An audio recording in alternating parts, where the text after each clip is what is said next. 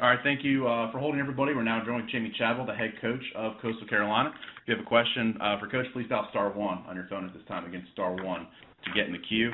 Coach, thank you for joining us today. Would you mind starting us off with an opening statement? Yeah. I was very pleased the way we started off the game the other day in the first half. I thought our defense was outstanding. Thought we did a good job special teams and offensively. I thought we were very efficient. We finished the game obviously with a victory. I thought we got a little sloppy there in the second half, but it's tough to win on the road in our league, and I was thankful that we were able to do that on a short week. Obviously going into a mini open date, I say, not a true open one, a mini open one. It's coming at a good time. We are banged up from a health standpoint, and so we're going to take advantage of some rest for some of our players that have some injuries. But looking forward to just having some practice to work on some fundamental things we need to clean up before our stretch run here of our games, that our last 6 games. Thank you, Coach. Just a reminder to members of the media to *1 to get in the queue. Our first questions come from Gene Safkoff with the Charleston Post. Please go ahead, Gene. Hey, Jamey, how's it going? Hi, Gene. How you doing? You guys are really good, really good. Congratulations on everything. You guys are getting known almost as much for the way you guys have fun as the way you win. What went into the planning of the chainsaw thing at Arkansas State, and did you get any feedback from school officials or conference officials on that? You know what? I give the coaches each week. They get the championship, and so they're the ones that really come up with some of those things.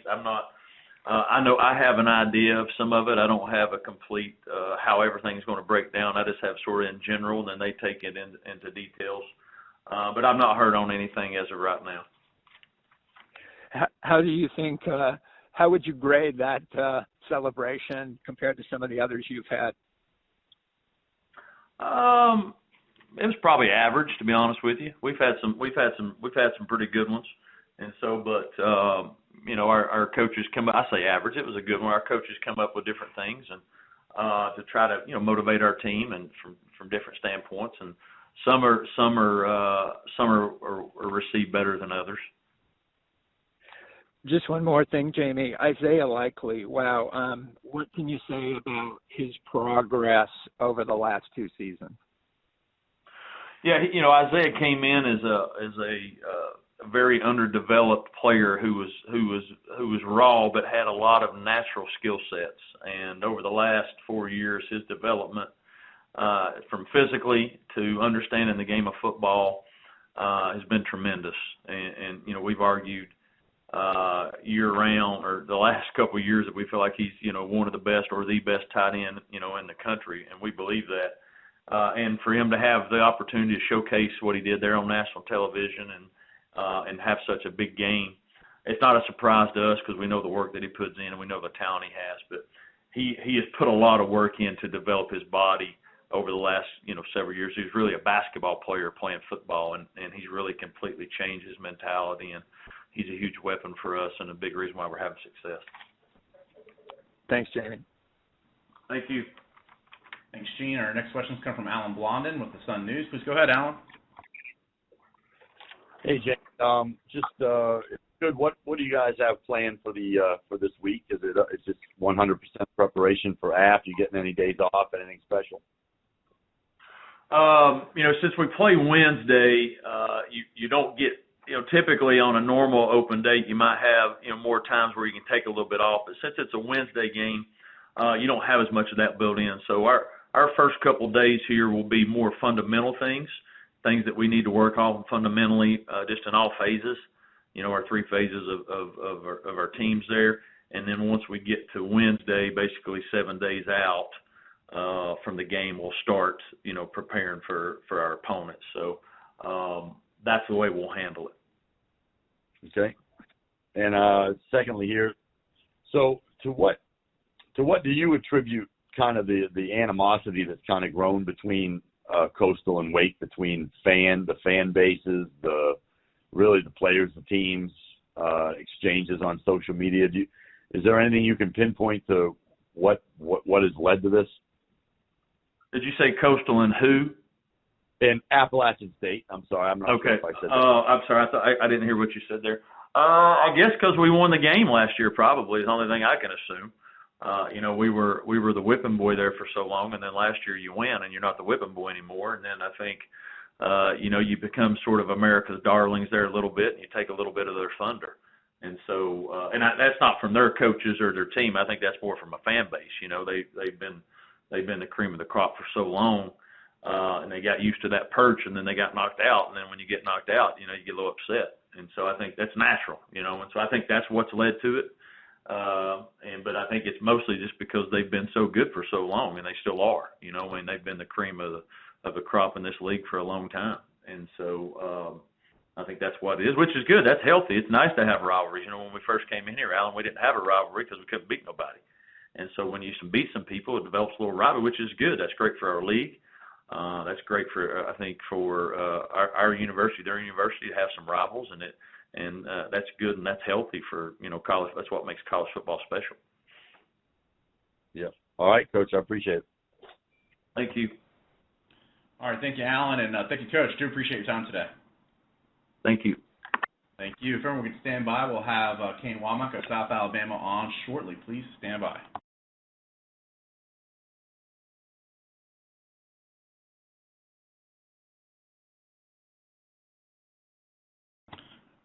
All right, Coach Wommack's on the line now. Thank you very much for joining us today, Coach. Just a reminder to our members of the media to star one to get in the queue. Again, star one to get in the queue. Coach, would you mind starting us off with a opening statement? Yeah, really, obviously a very disappointing loss for us this past week, and thought we really played pretty well for 3.5 quarters, but just really disappointed in the demeanor and body language and finish of our team. You think about it, our first 4 games, they've really all been tighter games, and we've had to battle and finish. And thought 2 weeks ago against Louisiana, we played so great for the last 40 minutes of the game, and really at the end of every game we've played our best football, but did not think that we responded very well at all. Turned the ball over 3 times on offense. We've got we're number 1 red zone defense in the country coming into that game, and did a good job in the first half, but did not play good red zone defense in the second half. And then 13 penalties for 125 yards, which is truly inexcusable, and that starts with me as the head coach. Something that we have not done. We've been one of the top teams in the country and fewest penalties per game. So played very unlike us, and that was disappointing. But a young program, when the culture is not fully established yet, and we've still got a long way to go in certain areas, it was a good reminder of our players that you have to stay at it. And we also got to find ways to finish football games. You can't battle every single week down to the wire. It's just hard to operate like that as a team all the way through the season and be successful. So when you have an opportunity to put people away, you've got to be able to do it, and we've got to be able to learn from that loss. Thank you, Coach. As a reminder to our members of the media, it's star one to get in the queue. First questions come from Dan McDonald. Dan, please go ahead. Good morning, Coach. Is it an advantage or a disadvantage after 2 just gut-wrenching losses like that to have the short week and to not have to maybe dwell on what's happened? Well, I think, I don't know. I don't know where, short weeks are hard. They're just hard regardless. I think the hard thing about a short week after a loss is, a team's got to regroup themselves, especially after a tough loss like that. When you earn a loss the way we did, and that's what we talk about, we earned that loss in the way that we turned the ball over offensively, the red zone lack of execution defensively, and then to have all those penalties. That was an earned loss on our part. So recognizing that, owning that, and then making a turnaround on a short week is a real challenge for a team, especially when you're beat up and you're tired and sore, and that was a very hard-fought game. Jake Spavital and I talked after the game. That was a war now, and the Sun Belt's become such a physical league that you're going to have to do that. You're going to have to regroup yourself. So, yeah, I think it's a real challenge, but it's one that I'm kind of really excited to see how we respond to it, because I think that tells a lot about the culture that we're trying to build here. Can we be a responsive team to the adversity that we faced last week? You mentioned physical play in the Sun Belt. Your guys were ranked really high nationally as far as rush defense, but over the past two Sun Belt games, people have been able to run the ball. Is it just something that they're doing, or you're just getting into this is what conference play is about? Well, I think for us, we did some things obviously in the first game, in that first quarter.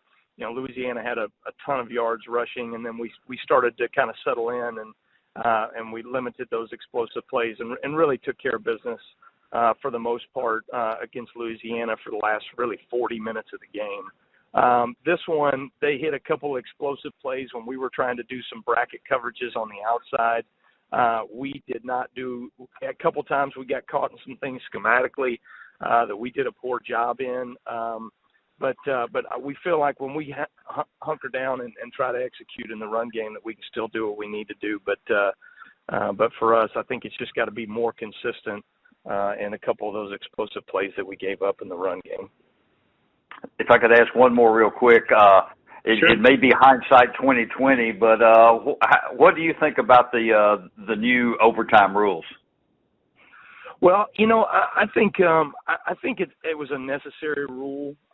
You know, I have an interesting perspective on that. You know, my dad was a longtime defensive coordinator in the SEC, and he actually, in a 2-year span, while he was the defensive coordinator at Arkansas, they played Ole Miss in that famous seven overtime game.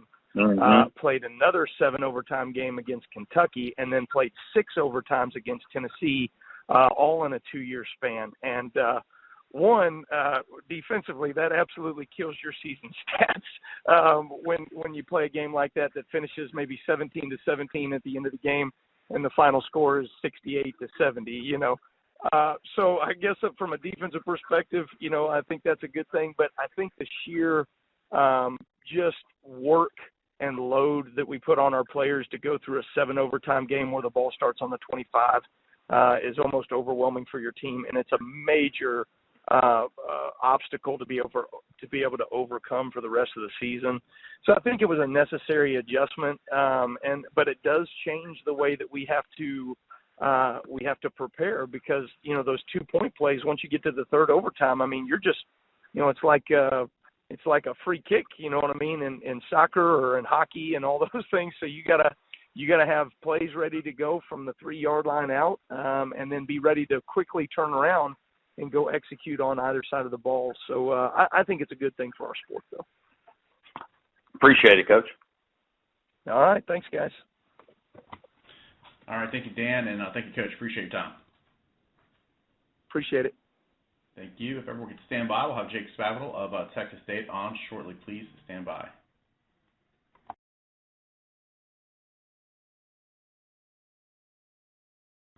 And Coach Spavital is now on the line. If you have a question for Coach, please dial *1 on your phone. Please, again, *1 to get in the queue. Coach, thank you for joining us today. Would you mind starting us off with an opening statement? Yeah, you know, coming off probably one of the more crazy games I've ever been a part of, and you know, it's just kind of par for the course of the weekend of college football this past weekend. So, you know, pretty wild game. You know, going into quadruple overtime, which I think we are, you know, kind of the first team to ever do that right now, getting into a 2-point competition, which was pretty unique to be a part of. But just overall pleased with our team. You know, like I talked about last week with just with the bye week coming at a great time. You know, it allowed us to get back another 15 players last week, and had a great opportunity to just practice and get those guys back going again. And I thought it was a really hard-fought game. South Alabama is a tremendous team, and you know, they made us earn everything on that field, and just was pleased with how our kids responded. You know, there was a lot of adversity hit. Brady threw 3 interceptions in the first half. A lot of kids would fold in those moments, but he kept fighting, and he kind of put the team on his back, and, you know, really in that fourth quarter and overtime, and ended up, you know, getting us back in the game. We overcame a 14-point deficit in that fourth quarter to put it into overtime. So was very pleased with just the demeanor, the energy of our team, and it was a great win for us based off of all the adversity that we've went through. it was good for us just to kind of get back in the mix of it all and get a win and try to get back on track, because this is a tough league, as everybody knows. And, we got 7 more weeks of conference play, and I'm expecting really every single game to be of that nature. So good for our program. It's good for our team. It's good to just kind of get back into a rhythm. And now we're on to Troy, which is a quality opponent and a very tough challenge, and has always played us well. And looking forward to being back in Bobcat Stadium on Saturday for a 2:00 kick, and excited to get back into the rhythm of it all again. So questions? Thank you, Coach. As a reminder, it is star 1 to get in the queue. Our first questions come from Dan McDonald. Dan, please go ahead. Morning, Coach. You had said a couple of times about over the last couple of years, sort of a win to get you going, get you over the hump. Could Saturdays have been that? Yeah, I hope so. As you find out, college football, the parity of college football, anything can happen, and it's a lot of momentum swings and confidence, with as many ups and downs that occurred in this, game on Saturday, it was just a great feeling to come out on top, and hopefully we can ride that momentum into the next game versus Troy and just keep building the confidence needed. Because you're going to have to play at a high level every single week and bring it every single week with this conference right now. You were playing a team that earlier in the year was highly ranked nationally as far as the rush defense, and you were able to run the ball. You got a couple of big plays. How important was that? It was important. It was kind of one of those deals where we had to come out throwing early to run the ball. Because they're a very well coached team. They're very sound in what they do. They've been playing extremely well, as you just said. They're one of the top teams in the country in rush defense. And honestly, they were shutting us down pretty good until we got to that fourth quarter. And I just think the attrition of the game and how many snaps it was going, and we started tempoing a little bit more in that fourth quarter, and it established the run game. And it made play calling a lot easier in that fourth quarter just to get some chunk yardage. With the run game. So that's a big deal. I'm a big believer that you got to be able to run the ball to be efficient and to win football games. And, fortunately we got that done in this past game. You mentioned the turnovers. What was the conversation at halftime? Was it just a matter of execution, or was it a matter of not expecting something from South? No, it was actually some kind of unfortunate events. The first interception, it was the 3rd down and 18, and we had a 20-yard route in, and our receiver slipped out of his break. And, if he would have been on his feet, it probably could have been a completion. The second interception was we were trying to hit a slant in the second window, and our receiver ended up turning up the field a little bit more instead of working through the second window. And then the third interception was an unbelievable play by their linebacker. And so you sit there and, you go into halftime and you're like, do I need to make a QB change? Is it a lot of his fault? Is he pressing too much? Is he trying to extend plays? Because, Brady is a dynamic guy and is going to, make some plays, and sometimes he's going to get hit with some interceptions. But, in that case, he was in a good spot. He understood, sometimes the receivers weren't, making the right plays in those moments. And we just said, hey, man, we're going to keep riding you out, and we'll go from there. And he put the team on his back and ended up coming out with a good victory. If I could ask one more real quick, hindsight a little bit, but what's your opinions on the new overtime rules? Yeah, so I'm on the NCAA Rules Committee, and that's been like a discussion that's had for a long time, and I was kind of indifferent about it. And you sit there and you vote for it and say, hey, let's just shorten the game, because they show you all the stats of, player injury. And again, there was one game last year, which was the OU Texas game that went into 5 overtimes. So they would have had that one last year. But you looked at this, and I voted in favor of the change, and you sit there and you go through this overtime and you go through the first and second one, and there was a lot of injuries. They were very tired. The attrition of their bodies, just the wear and tear, you can tell they were struggling, they're straining, they're fighting, and there was a lot of injuries that occurred in those 2 overtimes, and then you just got to experience the 2-point competition, which I thought was pretty fun to be a part of, because it's just one play and go. But after looking back at it, you see why, because we got 7 more games, and And that could have been drawn out for a couple more overtimes the way that game was going. And, it's just, I think it's a pretty good, reasoning behind it. Just hey, you got to the third overtime. Let's just get to one play drives and let's move on, because there's a lot more football left to be played for the rest of the season. And it's going to actually probably be beneficial in the future. Appreciate it, Coach. Yeah, appreciate it. All right, thank you, Dan, and thank you, Coach. That's all the time we have for you today. I do appreciate it. All right, Travis. Thanks, man. We'll see you. Thank you.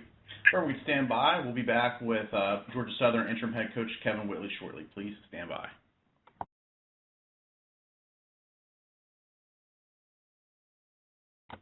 And we are now joined with Georgia Southern interim head coach Kevin Whitley. If you have a question for Coach, please dial *1 on your phone at this time. Again, *1 to get in the queue.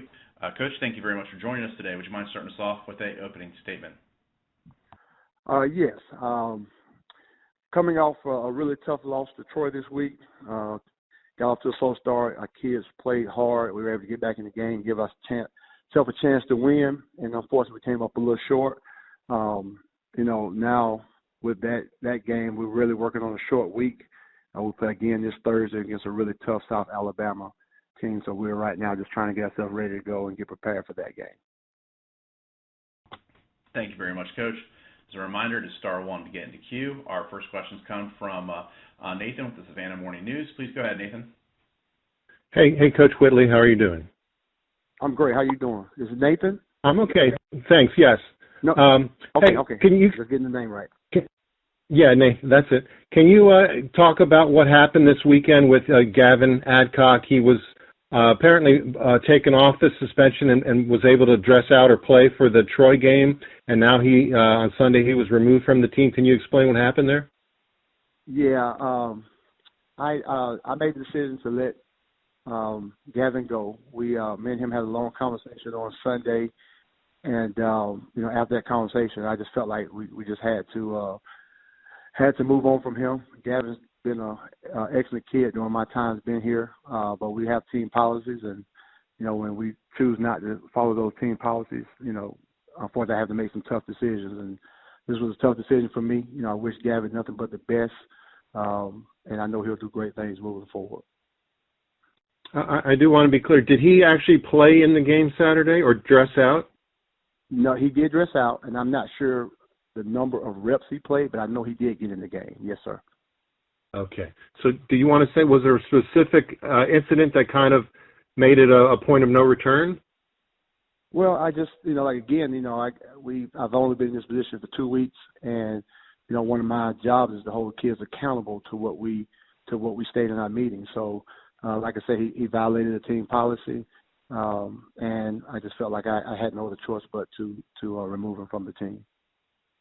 Okay. Well, thank you for answering that, Coach. I do want to ask you about the short week. Do you have any players that will not be available because of injuries for Thursday with the short week?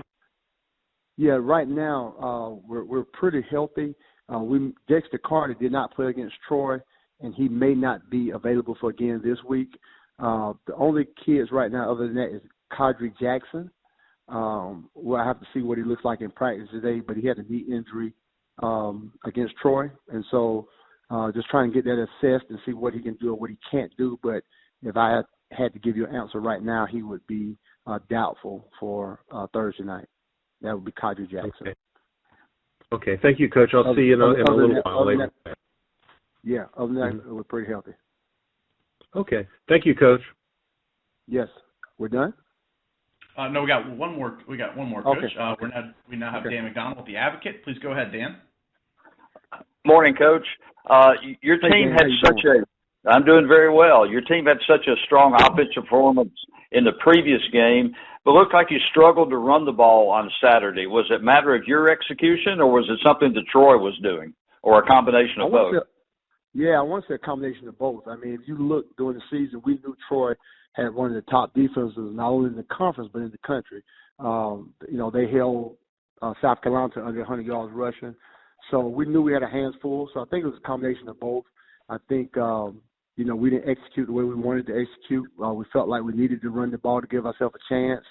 Like I said, they did a really good job against the run, which allowed us, kind of forced us to put the ball in the air. I thought we did a good job throwing the ball. At times, we made a couple of bad decisions, which cost us with turnovers. But, we got to be an offense that can do both. So moving forward, we'll do our best to make sure we can establish the run, but also be able to throw the ball when we want to, not necessarily when we have to. What was the key to finding a little bit of that offensive spark in the second half? Well, you know what? I've been asking myself what that is so we could have it for 4 quarters. I mean, there was a stint in the third quarter where something changed, and we played good defense. I think they were 1 for 11 on third down, so we were playing really good defense. The offense was moving the ball. We generated some points, and like I said, with 6 minutes to go left in the game, we got a tie ball game, and nobody saw that coming at halftime. So to credit to our kids, they didn't quit. They kept fighting, and that's what we're going to try to build on, that momentum of the second half where we felt like we played close to what we're capable of playing. We played our kind of football. That's what we're going to try to do, keep going, moving forward. Is there even a little bit of an advantage coming off a tough, disappointing loss like that to playing in the short week, given the obvious disadvantages of not having the preparation? Yeah, I think any time where you can get out and compete again in a short period of time, there is something to that. You don't have to go wait another entire week to play. So that is good. But, I mean, we've had some challenges, in terms of travel. And normally when in these type of situations, you would like to have a away game then a home game or a home game then a away game. But traveling, going back and forth to Alabama twice does have its challenges. But like I said, we didn't make the schedule. The schedule is what it is. We knew that before the season started what it was going to be. So right now we're just preparing. We're going to have a good practice today and tomorrow. Then we'll travel on Wednesday, and then we'll try to play our best football on Thursday against a very good team. Appreciate it, Coach. All right, thank you, guys. All right, thank you, Dan. Thank you, Coach. Do appreciate your time today. All right, thank you, guys. I appreciate you guys. Thank you. If everyone can stand by, we'll be joined with Butch Jones of Arkansas State here shortly. Please stand by.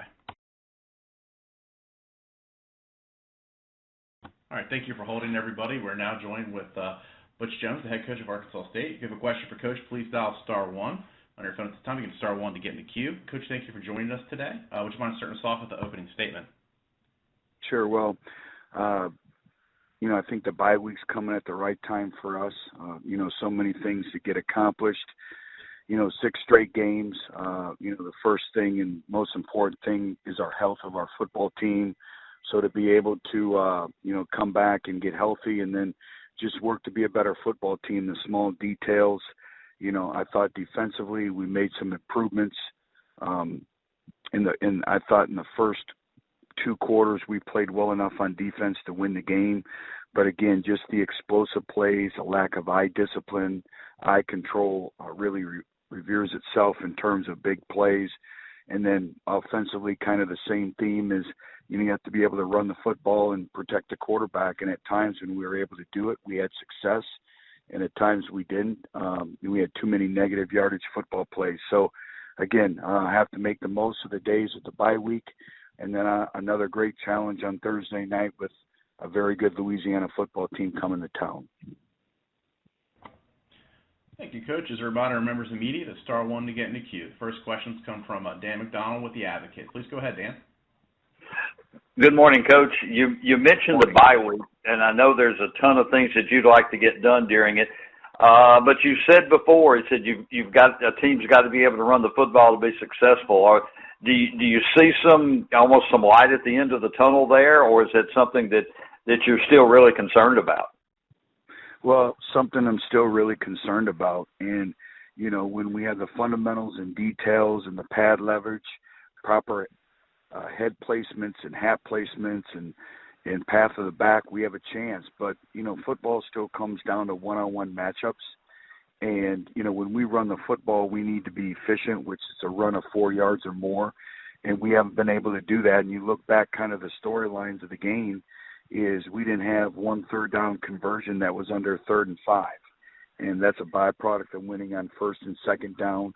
We'll continue to, McKeelan Thomas is a true freshman that will continue to develop and, really use this time to maybe get him into the lineup as well. But, it all starts, in terms of just being able to win our one-on-one matchups, the fundamentals and details, but also, we have to continue as coaches to be creative and kind of create schemes and blocking angles that, give our players the best opportunity to succeed. How deflating is it for a team that's really looking for something to grasp hold of? You punt them dead on your first series at the 1, and then, one play later they're in the other end zone. How disappointing, how deflating is that for a team that's really looking for something to hold on to? Yep. Well, it challenges your mental toughness. And, the biggest thing with our football team is the ability to sustain momentum. And when we gain momentum is being able to maintain that momentum. And you're exactly right. We talk about complementary football, and we got a coming out situation and, almost have a safety. And then the next play becomes, 94, 95-yard touchdown pass. And those are things that, as they continue to happen, it's hard to overcome, but, the mental toughness part of it, but just the overall momentum when we do score an offense, being able to generate a 3-and-out on defense. And, if the offense, something negative happens, having the defense step up. And right now, we're not playing complementary football. We're all three phases really complement each other, and so we have to continue to work on that. But you're exactly right. I have to ask about the quarterback situation. What does that look like going into the extended week? Sure. Well, right now, looks like James Blackman will be out for a period of time. We still don't know the time frame on that. So obviously it'll be Lane Hatcher moving forward, and Wyatt Beagle is the number 2 quarterback, and then we have to develop a number 3 quarterback. So, the great thing is Lane's played a lot of football games. I said it time in and time out. We had 2 starters, but now it becomes a depth issue and a concern. And but that is what it is, and that's why we have to do a much better job of taking hits off the quarterback and protecting the quarterback and moving forward. Thank you, Dan. We got time for one more with Kevin Tuberville with the Jonesboro Sun. Please go ahead, Kevin. Good morning, Coach. Good morning. Wanted to ask you about Terry Hampton and also an update maybe on Sammy Johnson with their injuries. Yes, thank you.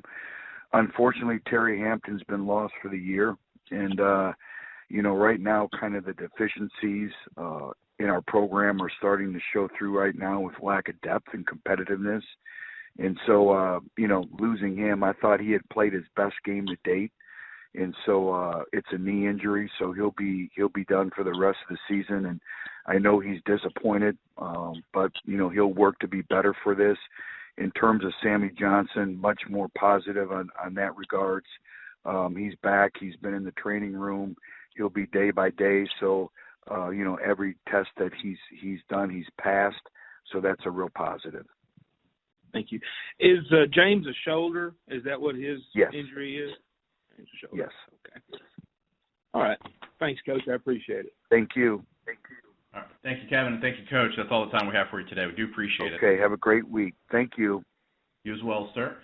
We are now joined with Terry Bowden, the head coach of ULM. If you have a question for Coach, please dial *1 on your phone at this time. Again, *1 to get in the queue. Coach, thank you very much for joining us today. Would you mind starting us off with an opening statement? Yeah, we coming off a bad loss to Georgia State. We didn't challenge them, compete very well in this game, and it's just they played a very good game, and we just couldn't hang with them. They beat us in offense, defense, and kicking game, and we're really going to have to regroup and play better football, because I look at the game, and if we play our best the way they're playing, I'm not sure that we would have beaten them, and that's not the question. We're obviously not playing our best and not keep hurting ourselves.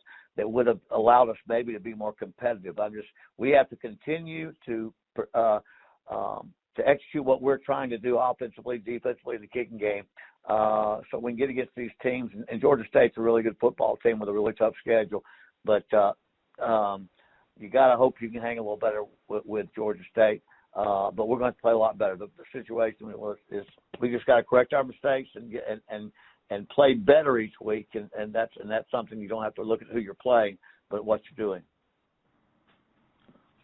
Thank you very much, Coach. As a reminder to our members of media, that *1 to get in the queue. Our first questions come from Dan McDonald.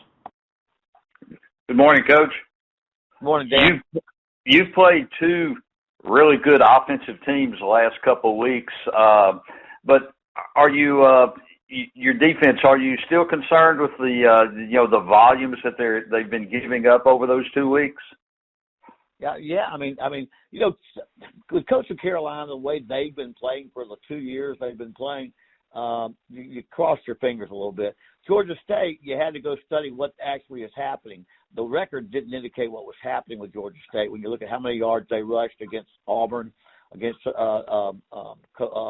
Charlotte, this team can run the football, and they're 3 bowls in the last 4 years. They're a very good football team that have lost their schedule. So that I am concerned because you beat Jackson State and Troy, and we hold them both under 200 yards rushing. But those teams haven't shown a tendency to want to run that much.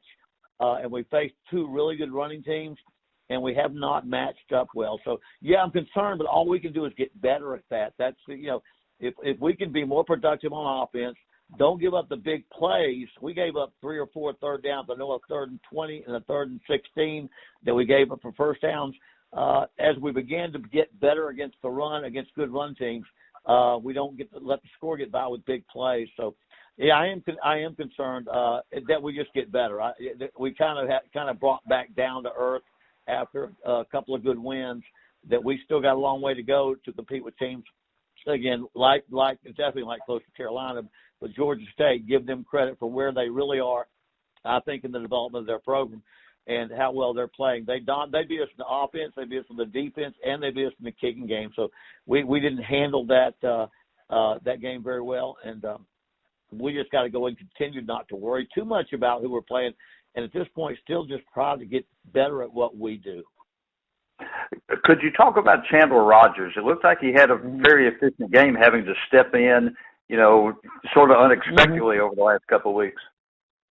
Yeah, I mean, he's going to get better every week. I mean, he didn't show up here till late July. We had a portal, a football camp for portal transfers. He came out of junior college, and we took him late because we needed some guys that could throw and run.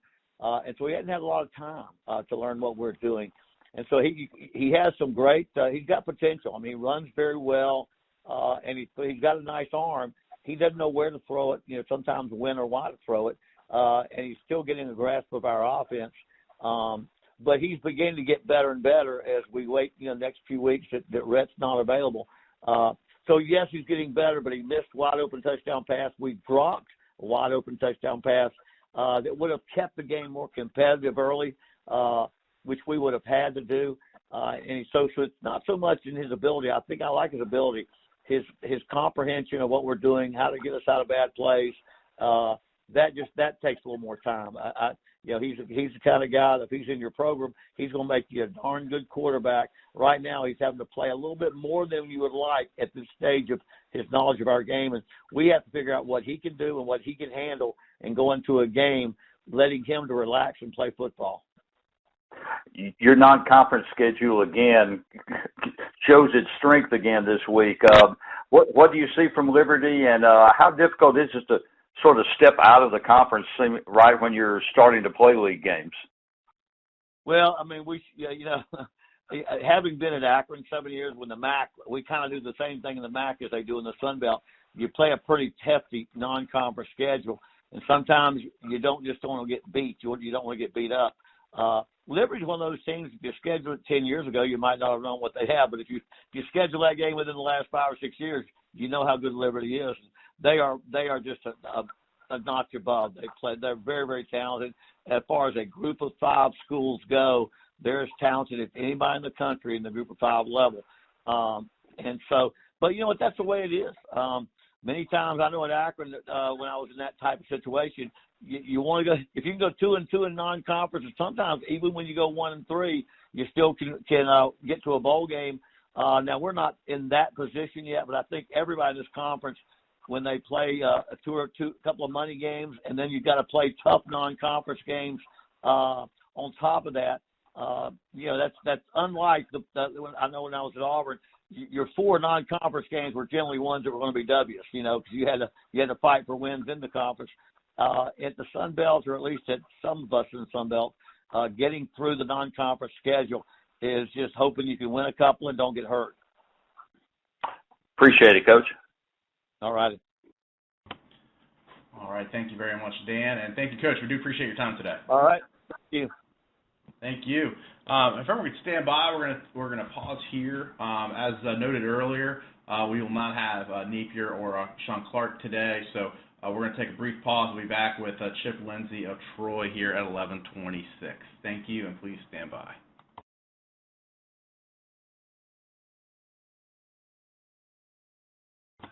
Thank you for holding. We're now joining Chip Lindsey, the head coach of Troy. If you have a question for Coach, please dial *1 on your phone at this time. Again, *1 to get in the queue. Coach, thank you for joining us today. Would you mind starting us off with the opening statement?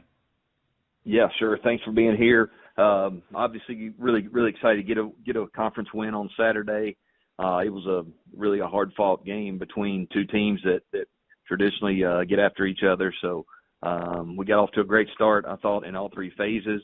Played a really clean first half and really the first two drives of the second half, and really felt like we were in control. And then missed tackle here or there and a 3-and-out. Next thing you know, we're holding on for dear life. But really proud of the way my team kept fighting and staying together and found a way to win there at the end by kicking the field goal.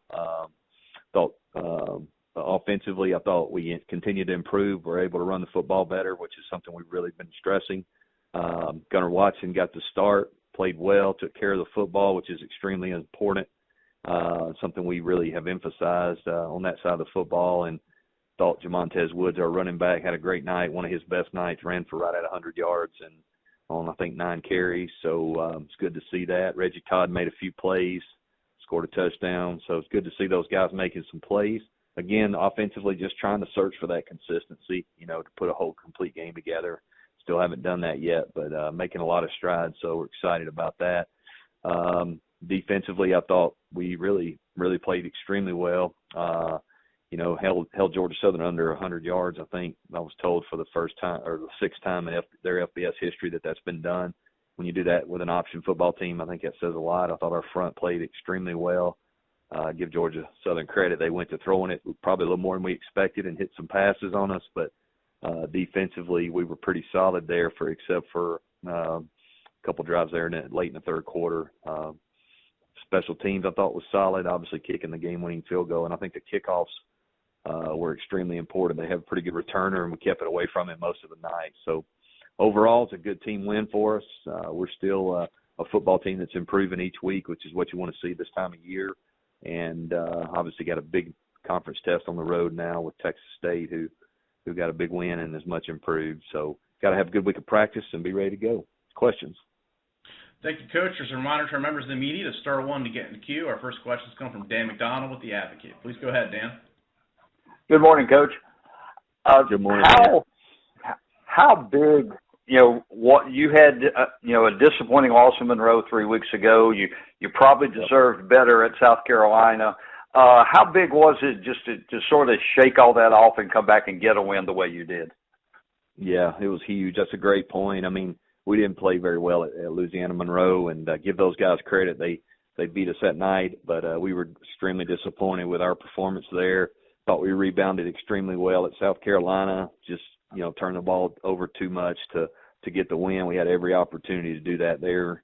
But, our guys are really resilient, man. We've had 2 straight weeks of great practice, and we had great preparation for Georgia Southern. We knew it'd be a fist fight all the way through. It always is. We've had some exciting games with those guys, and it's one of those games you go from feeling like you're in pretty good control of the game until now you're holding on for life there at the end. But our guys were resilient, found a way to win. I feel like our football team is continuing to grow and improve each and every week, and that's something I think that is important. We don't want to be playing our best football now. We want to be playing it toward the end, and we can see that improvement each and every week. You mentioned your defense. I mean, you obviously held Carolina's running game in check a lot, but then you play, as you said, an option team, and you hold them to 82 yards and only right at 2 yards a carry. Did you think you'd be that good stopping the run? Well, obviously I think you never think you're going to be that good, but now, defensively, we've built our team to be better on defense. After my first year, that's something we really tried to emphasize, and we've done a nice job, I think, in recruiting of creating some depth now that we didn't have there the first year or so. So I like our defense. I think we play extremely hard. I think our front is very active, and obviously had no idea we would limit them that much in the run game, but I also didn't know they'd throw it as much as they did either, coming off what they've done on the last few games. But overall, I think our defense continues to play good, sound defense. I think, obviously, each and every week we just try to focus on playing sound, fundamental football, being where we're supposed to be, especially against an option team. And for the most part, we've been able to do that, and hopefully those guys will continue to play well. Let me ask one more, if you could, real quick. By the time all this is over, you're going to play 5 road games out of 6 games. Do you want to go hit the schedule maker? Yeah, I do.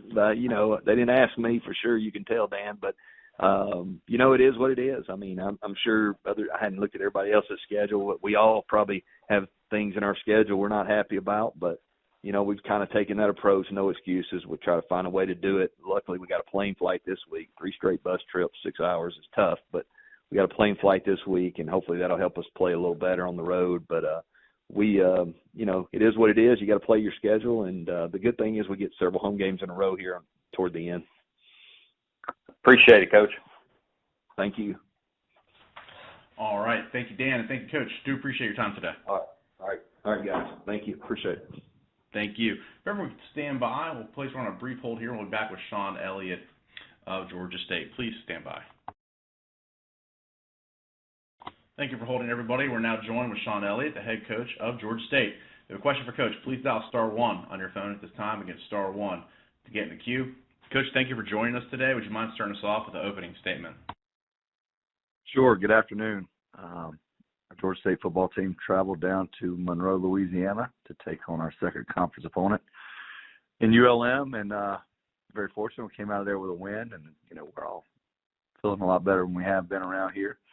But we played pretty convincingly in all our phases, offensively, defensively, and special teams, and it was one of the first times we've done that this year. And, that was good to see from the opening kick to the very, very last snap. I thought our team was focused, and they did a good job being in control and playing a good brand of football for 60 minutes. Thank you very much, Coach. It's again *1 to get in the queue. To our media members, our first questions come from Stan Autry with the Atlanta Journal-Constitution. Please go ahead, Stan. Hey, Shawn. How are you this afternoon? I'm doing good. How are you? You're not watching the Braves game? I am. I'm at a golf resort, but I'll tell you that offline. I'll tell you all about it. I'll send you pictures and all that stuff. I was wondering if this situation after last week, does it seem similar to last year when you guys kind of caught fire at the end and finished real strong? Oh, I don't know. I mean, we've got to put together a couple more games before you can say we caught fire. I mean, we did play pretty good this past weekend, but we've got to get another game under our belt. We're in an open date right now, so we get to continue to work on some of the things that have plagued us in the past, several weeks. But anytime you go and play 4 consecutive quarters of good football, you do feel pretty good about it, and we feel like we have the ability to make a run. But we have to play smart football, aggressive football, and continuously to build on, I guess you can call it momentum off the win. But we need to continue to do it. What do you think the biggest areas that you need to address going down these last home stretch? Well, I don't know if there's any particular needs. I think we've got to be better on our special, of course, and certainly improve in all our phases. But we just got to get to being who we are. I think this past weekend it was pretty evident, what we wanted to do and running the football. We played very well defensively. Creating turnovers is one of the things we talked about last week, and we had an opportunity to get a few of those, and some of those ones actually got called back. But just creating great energy off those types of situations. We're going to work on everything just like we typically do. I don't think there's any one particular area that we're going to spend a lot more time on. It's just continue to build what we have. Okay. What are the plans for the off week, and did it come at a good time? Yeah, our first 6 games, that's a tough stretch, and this open week actually feels really good. I needed it. These players needed it. Our coaches needed it. we're in what we call Victory Monday. When we have that victory, we don't practice on Monday.